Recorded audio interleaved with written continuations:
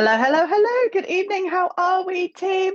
I am freaking frozen. I've got my hoodie around my lap. I've got my hot water. Um, and yeah, there might be a little bit of a green tea bag in here, which goes against everything that I say about caffeine after 2 p.m. But I was sick and tired of drinking just plain hot water all day. How are you? I hope you're all well. I hope you're warm. I hope you're safe, and I hope you are all happy. Let's chuck in the chat. We are live. Guys, if anyone is watching, please say hello. If you're watching on replay, don't forget to pop in the comments replay so I know you're there. Today is a biggie. I know that quite a few of you have opted in for this. It's going to be a very short and sweet live. Um, your girl's got a busy week coming up, okay? And I want to get to the point. I want to deliver to you some more short, concise coaching and information because I feel like, I babble on a lot like I'm doing right now. I babble on a lot, and I really want to deliver you some information like right to the point. So before I do, so we're going to talk today about how emotional eaters can escape the on-off diet cycle, to lose weight. And I know what it's like, okay? I know that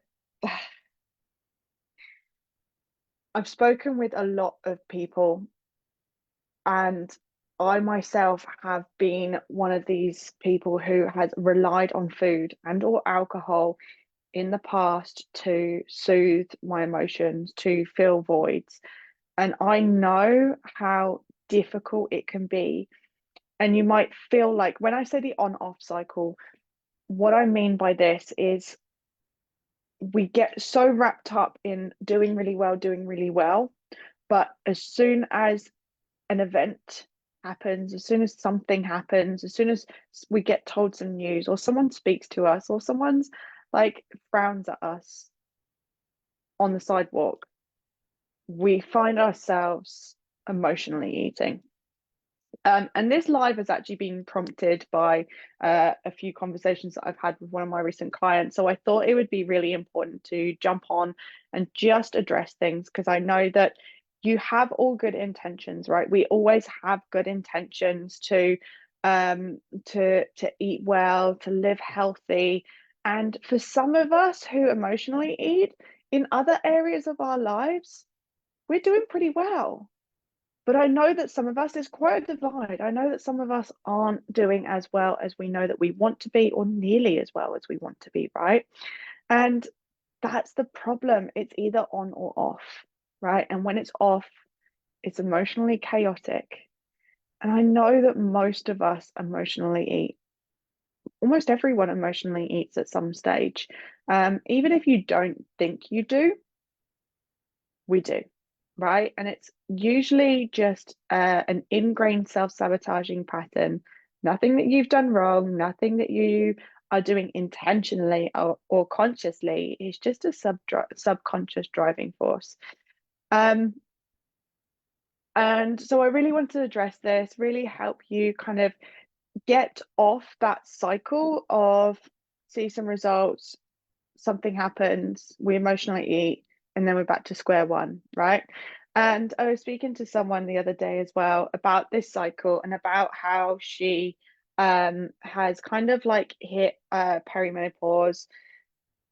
Her body's taken a bit of a turn, her energy's dipped, right? Her cravings have increased, and therefore she's eating a bit more. And because she's eating more, she doesn't feel as confident in her body because she's gaining weight.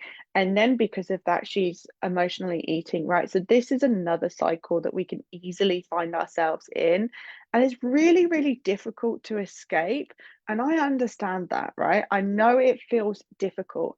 But first things first is you need to know that it's not actually difficult, right? It might feel difficult, but it's not difficult. And I'm going to give you some very simple steps today on how you can overcome this.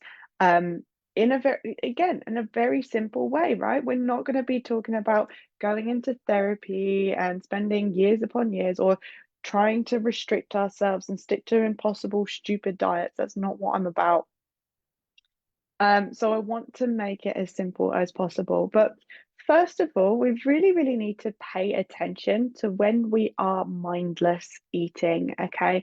So really pay attention to any sort of any time that you are going to food when you're not intentionally sitting down to eat. Now, this can literally mean anything that passes your lips that's not water or coffee. And even coffee, I want you to think like, how mindlessly are you drinking your coffee on a day-to-day basis, right? Even that, there's my blanket, my avocado and toast blanket. Even that, um, even just drinking like a full latte, for example, is going to bring on the extra calories. Not that there's a huge amount, but it's going to bring on some extra calories, and it's a time that you're being mindless. So, anytime that you are consuming anything, we need to be really mindful. Are you just grabbing something off the kid's plate, right? Are you just tasting your food as you're cooking it? Are you just finishing the last bites? Every single time you are mindless eating, you are strengthening that. You're strengthening the mindless eating muscle that is in your head that is getting used to eating without paying attention. Okay, so every single time, and this is why I say like we need to start simple, we need to start easy, we need to start with all of those little extra times and not just dive headfirst into the evening, like the late evening times where we are overeating and binging completely mindlessly. Maybe we are just trying to soothe our emotions in the evening. We need to start light. We need to start with all the subtle, mindless eating times too. So again, think about any time that you're finishing off someone else's plate or just tasting your dinner while you're cooking it. Think about maybe if you're just grabbing food on the go. All of these additional times are going to be really, really important for you to address, and I'll tell you why in just a second. Um, I don't want you to tackle the big stuff, right? I don't want you to tackle the big stuff first because what happens is we freak out. And as soon as we freak out, we're like, oh shit, there's so much that I need to address. And then we we go into this like fear-based reaction where we feel like we are about to take away our biggest emotional crutch, right? So, as soon as you think about tackling your emotional eating, how does it feel inside you? If I was to say, let's stop emotional eating, how does that feel for you? Do you feel like it's fear based? Because a lot of the time, if we say, right, we're just going to remove all of this emotional eating, let's just stop eating at night, usually the default then is like, well, if you're getting rid of my main coping mechanism, what am I going to have to do then? It's the end of the world. And our brain thinks it's the end of the world because we actually have to address the things that we are not happy with, right? So if we're taking away our biggest crutch, the biggest thing that is holding us together, according to our brain, it's all doom and gloom, right? It's end of the world kind of day after tomorrow shit for the brain. Okay, so let's kind of like pick the low hanging fruit to start off with. Let's just grab all the little bits of things around the edge. Let's just tidy up like around the big tree, right? Tidy up the roots, snip the grass around it, remove any trash, any negative thinking. But at the moment, the big emotional crutch, like the crux of all of your emotion, let's just leave that for now. So again, we're keeping it simple, keeping it easy, and just taking little bit by little bit. So what do I mean by trimming up around and cleaning up around? So I want you to think of, for example, well, let's start from the beginning.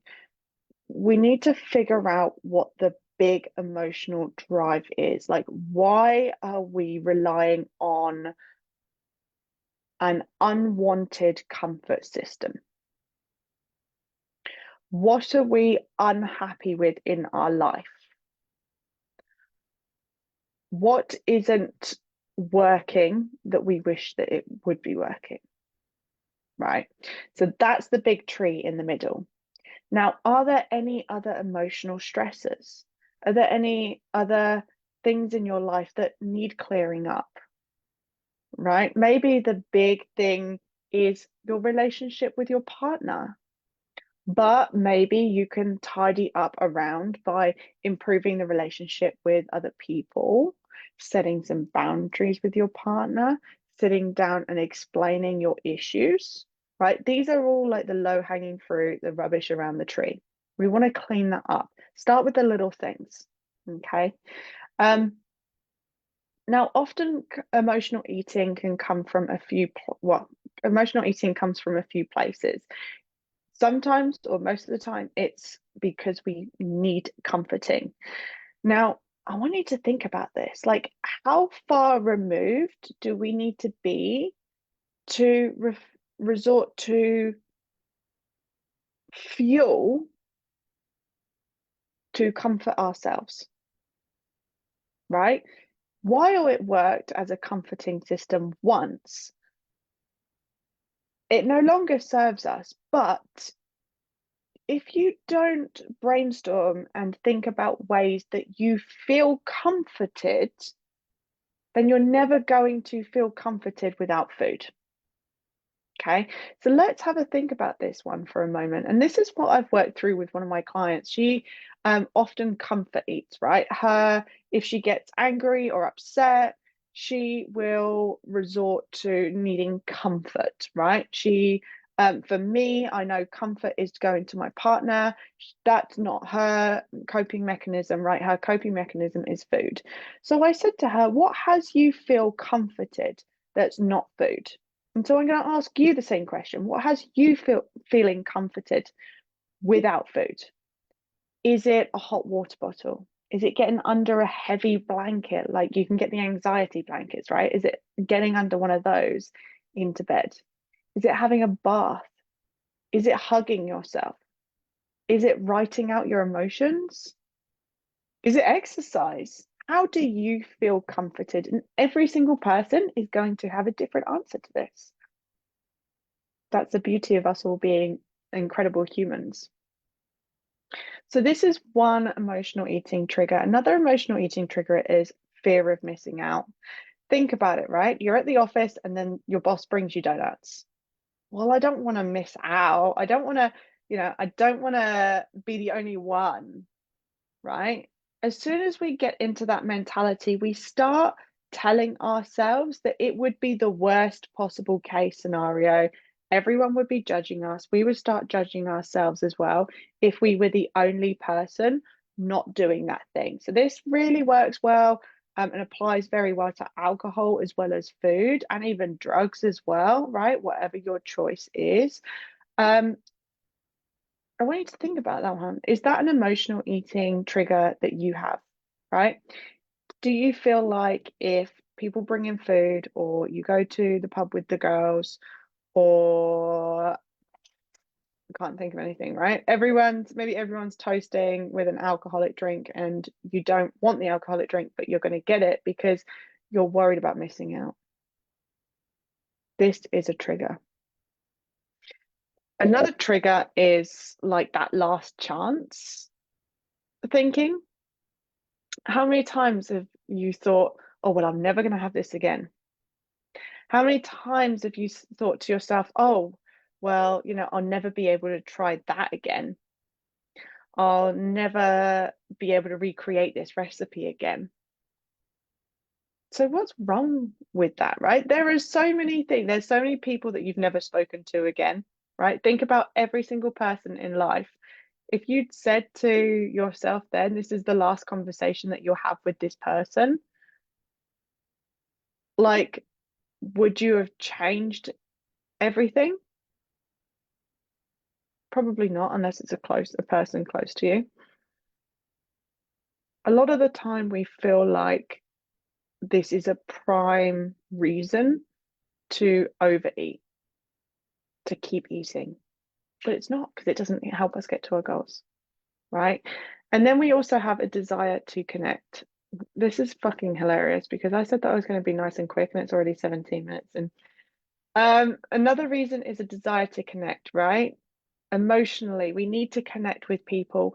Often our brains will get confused because a desire to connect with your spouse, with your family, can get confused with eating, right? Does eating out and eating unhealthy food or having a glass of wine, is that a reason to connect with your partner? If the food wasn't there, do you feel like you could still connect with your partner? Probably so, right? So again, we're using food as a crutch, but we don't know that we can walk already. We don't realize that we don't need those foods. There are alternatives. We don't need the food. We don't need the alcohol. The situation is fine without it, but our brain goes into overdrive and thinks, oh my God, if I don't do this, then I'm not connecting with my husband. I'm going to be judged at the office. I'm never going to have this food again, right? These are all emotional eating triggers. And another one is a high stress environment, right? Often we want to decompress from the day. Maybe it's the first time during the day that you get to yourself. I've spoken with a lot of people who have like the first moment of the day after the kids go to school, or the first moment that they get to relax in the morning. And it's usually like between breakfast and lunch, and that is when the snacks come in. The snacks also come in after around about 3 o'clock, just in that um, pre post lunch, but pre finishing work, just before you finish work. That wind down period, like that is the first time usually we are able to go and breathe. Like, oh, what a busy day it's been. Oh my God, it's been busy. Oh, today's gone fast, right? And we use food in these moments to decompress because we've been go, go, go all throughout the day, that we need a way to decompress. And unfortunately, our brain only knows one thing, and that's food. But if I said to you, besides food and alcohol, how else do you decompress? How else can you unwind, right? Some of you, it could be just sitting down, just watching TV, just scrolling social media. It could be spending time with your pet. It could be spending time with your kids. It could be journaling, reading, whatever it is. I guarantee you're able to make a list of at least 3 or 4 things that doesn't require food. So all of these are triggers. However, we do need to pick the low-lying fruit. We need to clean up around the main emotional thing, because as soon as we say, right, we're gonna address that, soon our brain goes into overdrive and it goes, hang on a minute, hang on a minute, hang on a minute, hang on a minute. This means that I need to actually face the problem that I am masking, and your brain will go into overdrive. And I don't recommend doing that without someone there, without a coach, without working with some one-to-one, because the brain can start overthinking and freak out. So you've got to make things simple. You've got to make things easy, right? You need to work on the 4 fundamentals step by step. So you need to be eating well. So eat as well as you can for as much as you can. You need to be drinking enough water, right? And this sounds so silly, and I probably say it a lot, and you're probably sat there rolling your eyes saying, Bianca, you're a health coach and you've just told me to drink water again for another one of your videos, but it is so underrated, and most of us do not drink nearly enough water. If you're drinking enough water, you're going to have more energy.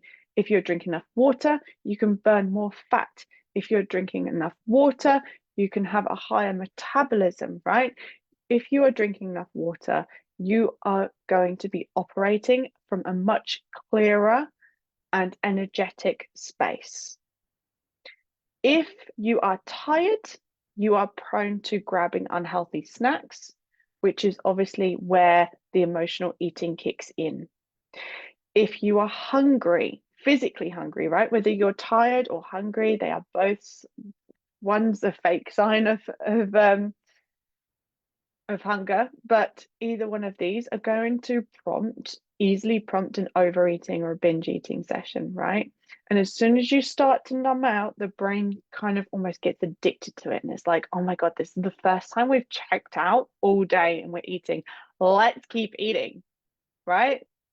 Does that make sense to you? Do you feel like that's ever happened to you? Where you've been going all day and it's been super busy, or you've been kind of like suppressing some emotions or some shit that's happened, maybe with your family or with friends or your spouse or at work, finances, career, whatever it is, right? You've been suppressing it and trying not to think about it. And in the evening, when you sit down, that's the first time that you just disconnect your brain and almost meditate, but you're eating, right? Now your brain has gone, oh my God, thank you. This is the first time that we've stopped fucking thinking about that thing, right? That's what your brain's saying. And now your brain's going, oh, eat more food because I want more of this piece. I need more of this piece. I don't want to be thinking about the hard shit. I don't want to be thinking about that emotional tree that we're talking about. So, can you keep eating? The longer you eat, the longer we have of a break from this thing that's causing us stress. And this is what's happening. Yeah, so we need to make sure that we drink enough water to cover all the bases. We need to make sure that we're moving our body enough every single day. And again, I'm not asking you to overcomplicate it, just make these things simple. These are the low-lying fruits, right? The low-hanging fruits. Just grab these, tidy up around the tree, make sure that we're doing the best we can in other areas before we address the main tree. Make sure that we're getting enough sleep and managing our stress. Now, if you say, my life is very stressful, this is most likely why you are emotional eating. Okay. If you do not address the emotional or the stressful shit in your life and just expect to stop eating, you are going to be faced with an incredibly difficult task because you are asking your brain to uproot that tree, which is your emotional trigger, and just move out of the way, right? That's not going to happen. If there are things that you are incredibly unhappy with in your life, they need to be addressed. They need to be addressed. We can work on all day your comforting, your nurturing systems, the way you think. We can rewire your brain. But at the end of the day, an unhealthy life, an unhappy life is an unhealthy life. Yeah. I've been speaking to someone who's really unhappy in their relationship, and it really hurts me because we can work on everything. We can work on health, we can work on weight, but at the end of the day, is she going to be truly happy if we get all of those results, but those things don't change in her life? That's what hurts me because I know that there's a lot of stuff that I can't help with. And that upsets me for her because I want her to be happy. She deserves to be happy. She so deserves to be happy. You deserve to be happy. You need to manage this stress. Okay. Now, we need to start looking at the common themes in your life, right? If you're emotionally eating and you're not entirely sure why, start looking at the common themes in your life. What are things that upset or distress you? When do you feel a time of the day that your emotions kind of finally catch up to you, or you're able to sit down and start thinking about that thing? And then we rely on food. So, how do we quit the cycle? Well, we need to make sure that we've got those fundamentals in place. Okay. These fundamentals I am working through in my 5-day never diet again method. Okay, so I have got a select few people, a select few ladies, only a few of you are going through this. It's for a case study, it's going to be for 5 days. I am happy to open the gates for anyone watching this video on live or replay. If you watch this and want to join, we start on Friday.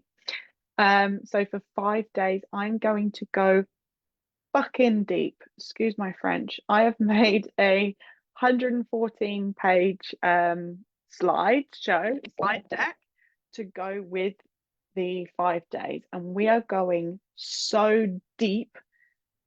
Everyone in there is going to walk away seeing results from day one, right? Let alone day 2, day 3, day 4, and day 5. We are going to go through the fundamentals. We are going to change our identity. We are going to shift our self-sabotaging behaviors. We are going to learn how to be in control, how to have control. We are going to feel confident in ourselves and the choices that we're making just after 5 days. I have put so much into this and I'm so looking forward to it. So if you're watching this on live or replay, please reach out. I will open a space just for you. So make sure you message me and say method, and we will get you registered because it starts Friday. So I want to get you on ASAP. So make sure that you're working through your fundamentals. Jump onto the free coaching opportunity. Yeah. And look at the common themes in your life. What needs to be addressed? How can we tidy around that big tree, clean up the roots, grab the low hanging fruit, deal with the shit that we can deal with without sending our brain into overdrive, right? So, say, for example, the big emotional thing that's causing you to emotionally eat is your relationship. Okay, this for some reason, maybe because it's Valentine's Day, it's the first thing that I can think of. Maybe that is the thing that is causing you most stress. Okay, how can you protect your energy? How can you protect your boundaries? How can you give yourself more energy and clarity and focus and love? How can you make yourself feel loved? How can you provide what they're not providing for you? Right? Dabble around in these things. Don't send your brain into overdrive thinking, oh my God, we're going to have to break up with our husband because I'm unhappy, right? That's only going to want to make you eat more. Handle the rubbish and the shit first. And don't forget to join the Never Diet Again method. If you are watching this on replay and we've already started, make sure you message me and let me know, because if I get enough people, I might repeat it. I don't know yet, so we'll see. We'll see how successful it is. We'll see how successful the girls are in the 5 days. I'm very much looking forward to it. Anyway, my loves, that's it for today. If you have any questions, as always, please reach out. Sending you all my love and positive energy. You got this. I know you do. Take care, guys. Bye.